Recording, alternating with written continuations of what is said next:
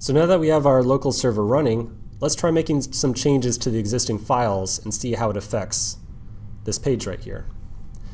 Back in my terminal, I'm inside the Redux Simple Starter folder, and I'm going to go ahead and open up my code editor. Make sure that your server is still running. You can start the server by running npm start from the command line inside of the project directory. Okay, so here I have my code editor open, and it opens right on into the file index.html.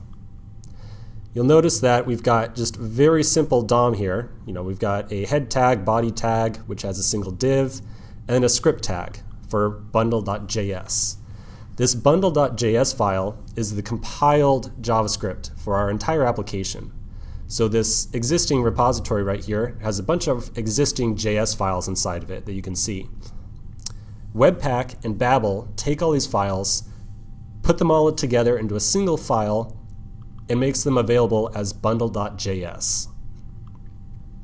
Whenever we visit the web server at localhost 8080, this is the index or the HTML file that we're actually running. So if I were to add, say, another div in here, or not even just a div, but just some random content, flip back over to Chrome, refresh the page, and you'll see I get random content appearing on the page. I'm going to go ahead, delete the index or delete that extra content, and save the file again. So there's a bunch of existing files in here. Let's open up the folder components inside the source directory and the file app.js. Inside of here, you'll see some existing code with something that says React Simple Starter. Just to show what happens when we change some code in here, I'm going to go ahead and just delete this, and we'll change it to hello there. And then I'm going to tab back over, refresh the page, and you'll see we have hello there. So again, this development server that we have running, this boilerplate package, takes all these JavaScript files that we have, bundles them up together, and ships it off to the browser. Whenever we make a change to some content in a file, we can just save it, refresh the page in the browser, and we'll see the new content pop up on the screen. Cool. Okay, so we've got this existing source file in here, this source folder, with a bunch of existing JavaScript. Now, it's kind of a policy of mine to avoid starting off with as much sample code or boilerplate code as possible. So I don't really want to start with all this boilerplate that we have in here. We've got some directories where, who knows what actions or reducers or even index.js are. So rather than start with some of this code that was given to us from this boilerplate package, I want to go ahead and we're going to start from scratch. So I'm going to select the source folder and delete it entirely. Then we're going to go ahead and make a new folder, and we'll call it source, and then make a new file and call it index.js. So we're basically just starting totally from scratch here with a blank index.js file. Back over in Chrome, I'm going to refresh the page, and you'll see we have no content up on the screen anymore. I'm also going to pop open my console here on the side, and you can see that we don't have any errors or anything like that, so totally clean slate here. All we have is this boilerplate package that's going to take any of the code that we write in here, mush it all together in a single file, and serve it off to the browser. Okay, so without any further ado, let's talk about it, or the real answer here. What is React? What's React doing for us? How are we going to use it to make any type of application? React is a JavaScript library that is used to produce HTML that is shown to a user in a web browser. So when we write React code, we're writing individual components or views. Components, and I'm going to use the term components and views kind of interchangeably here, are snippets of code that produce HTML. So whenever you think component or view, think something that produces HTML. When we write React code, we write multiple different components. And we nest these components together by placing one inside the other in different fashions to make really complex applications relatively simple. A component is a collection of JavaScript functions that produce HTML. So when we're making a component, we're writing JavaScript, but it's going to ultimately produce HTML. Okay, so enough about what components are. Let's try actually writing one. So in my code editor here, I've got index.js open, and we're going to start through this process here of writing the first component. For learning something from scratch, I'm a big fan of kind of writing out comments or saying like, what we want to have happen before we start writing any code. So I'm going to put 2 comments in here that just kind of vaguely describe what we're going to try to accomplish inside this file here. I'm going to say, we want to create a new component, and this component should produce some HTML. So, okay, that makes sense. We're making a React component. We want it to produce some HTML. After we create that component, we need to actually make sure that it gets put into the DOM somehow. We're going to write many different components, but none of them actually automatically get inserted into our HTML document. We have to specifically say, React, please take this component that I just made,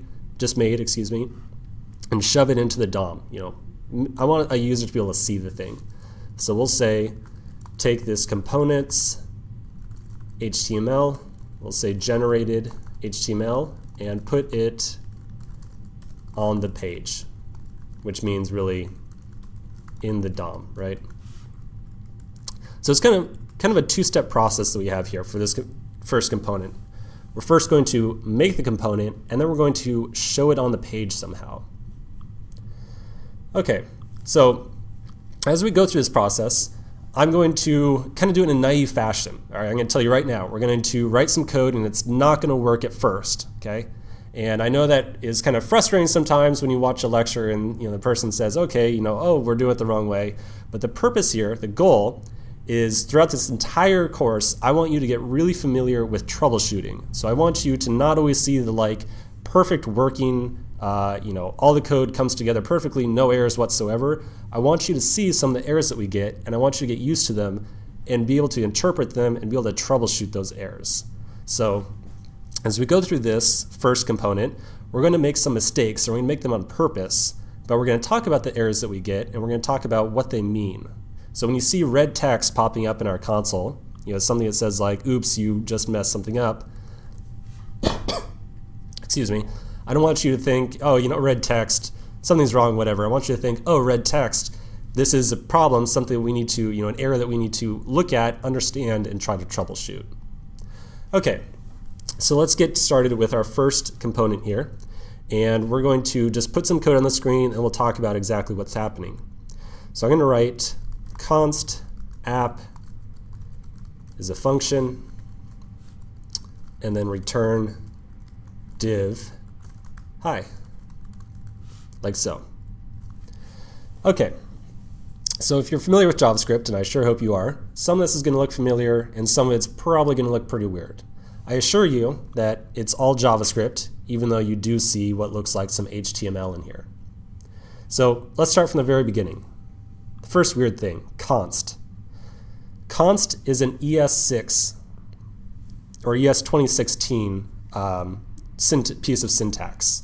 So as we go through this first section here, as we start to put our first application together, you're going to see a lot of simultaneously React concepts, but also ES6 concepts at the same time. And I'm going to try to do my best to point out which one is, this is specifically something that's ES6, and this is specifically something that's React. So const.